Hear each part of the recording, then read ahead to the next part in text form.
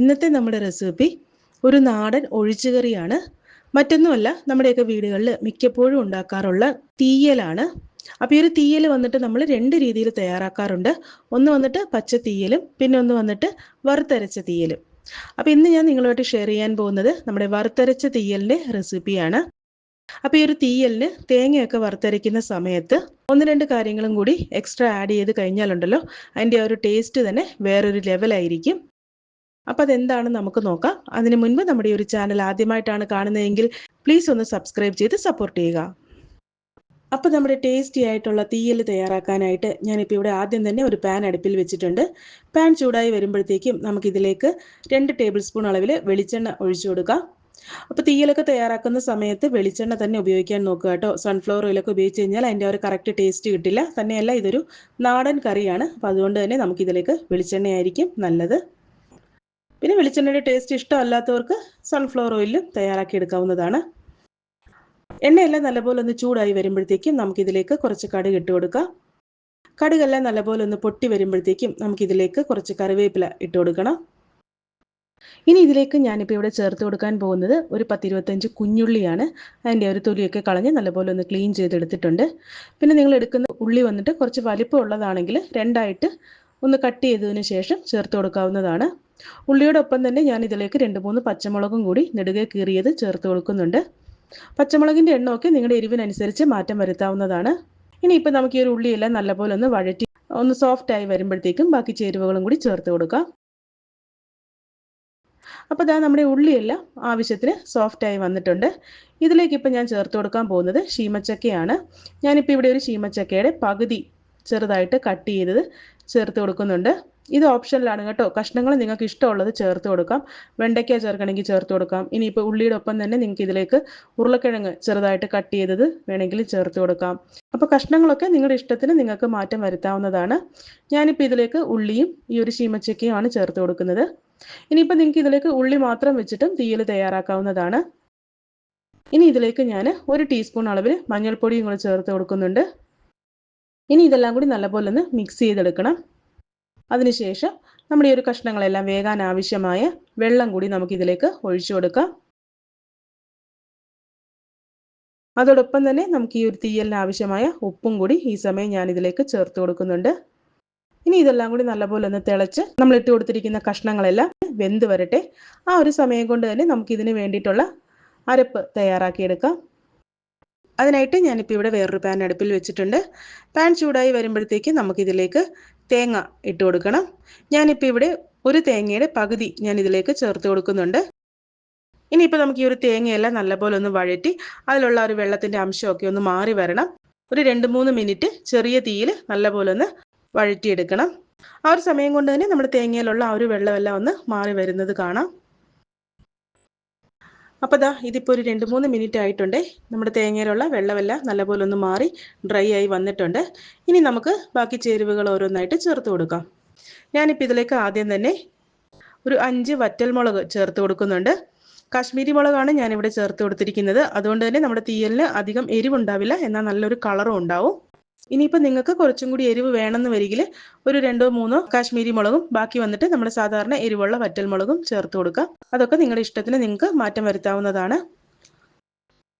അടുത്തതായിട്ട് നമുക്കിതിലേക്ക് ഒരു 2.5 ടേബിൾ സ്പൂൺ അളവിൽ മല്ലി ചേർത്ത് കൊടുക്കുന്നുണ്ട്. മുഴുവനോട് കൂടിയുള്ള മല്ലിയാണ് ഞാൻ ഇതിലേക്ക് ചേർത്ത് കൊടുക്കുന്നത്. അടുത്തതായിട്ട് ഞാൻ ഇതിലേക്ക് ചേർത്ത് കൊടുക്കാൻ പോകുന്നത് നമ്മുടെ തീയലിന് നല്ലൊരു രുചിയും മണവും ഒക്കെ കിട്ടാൻ വേണ്ടിയിട്ട് ഒരു 1/4 ടീസ്പൂൺ അളവിൽ പെരിഞ്ജീരകം കൂടി ഞാൻ ഇതിലേക്ക് ചേർത്ത് കൊടുക്കുന്നുണ്ട്. ഞാനിപ്പോൾ ഇവിടെ മുഴുവനോട് കൂടിയുള്ള പെരിഞ്ജീരകമാണ് ചേർത്തിരിക്കുന്നത്. അതുകൊണ്ടാണ് ഈ ഒരു സമയത്ത് ചേർക്കുന്നത്. ഇനിയിപ്പോൾ നിങ്ങൾ പെരിഞ്ജീരകത്തിൻ്റെ പൊടിയാണ് ചേർക്കുന്നതെന്ന് വരികിൽ നമ്മൾ ലാസ്റ്റ് ഇതിലേക്ക് കുറച്ച് മുളക് പൊടി ചേർക്കുന്നുണ്ട്. ആ സമയത്ത് ചേർത്ത് കൊടുത്താലും മതിയാകും. ഇനി ഇതിലേക്ക് ഞാനിപ്പോൾ ഇവിടെ ചേർത്ത് കൊടുക്കാൻ പോകുന്നത് കുറച്ച് ഫ്രഷ് ആയിട്ടുള്ള കറിവേപ്പിലയും അതോടൊപ്പം തന്നെ ഒരു 3-4 കുഞ്ഞുള്ളി ചെറുതായിട്ടൊന്ന് കട്ട് ചെയ്തതും കൂടി നമുക്കിതിലേക്ക് ഇട്ട് കൊടുക്കണം.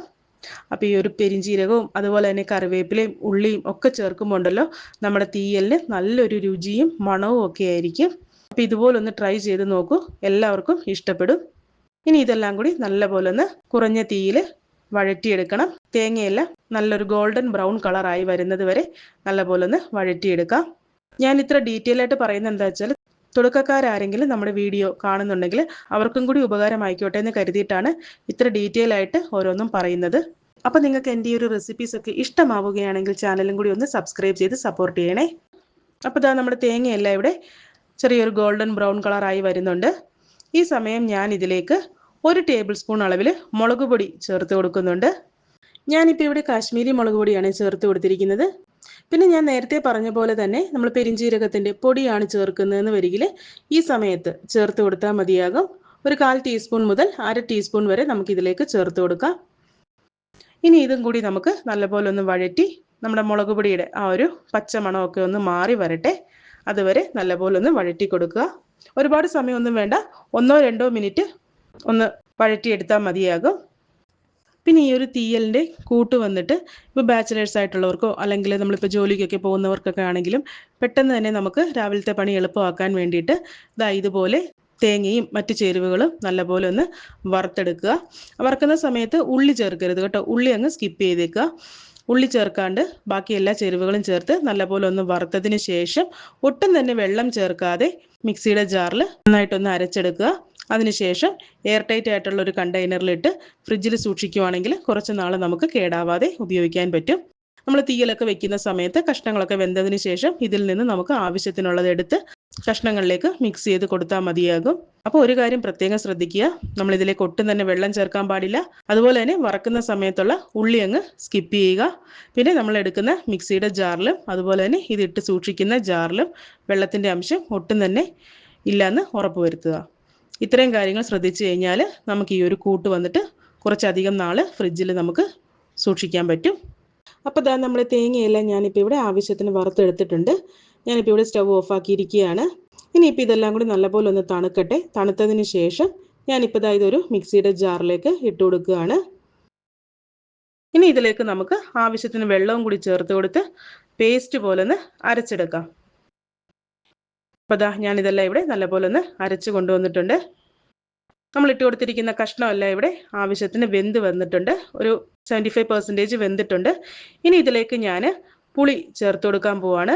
ഞാനിപ്പോൾ ഇതിലേക്ക് ഒരു ചെറുനാരങ്ങ വലിപ്പത്തിലുള്ള പുളി 1/2 കപ്പ് വെള്ളത്തിൽ കുതിർക്കാനായിട്ട് ഇട്ടിട്ടുണ്ടായിരുന്നു.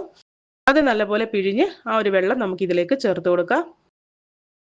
ഇനി ഇതെല്ലാം കൂടി നല്ലപോലെ ഒന്ന് തിളച്ച് കഷ്ണങ്ങൾ ബാക്കിയും കൂടി ഒന്ന് വെന്ത് വരട്ടെ. അതിനുശേഷം നമ്മൾ തയ്യാറാക്കി വെച്ചിരിക്കുന്ന അരപ്പും കൂടി ചേർത്ത് കൊടുക്കണം.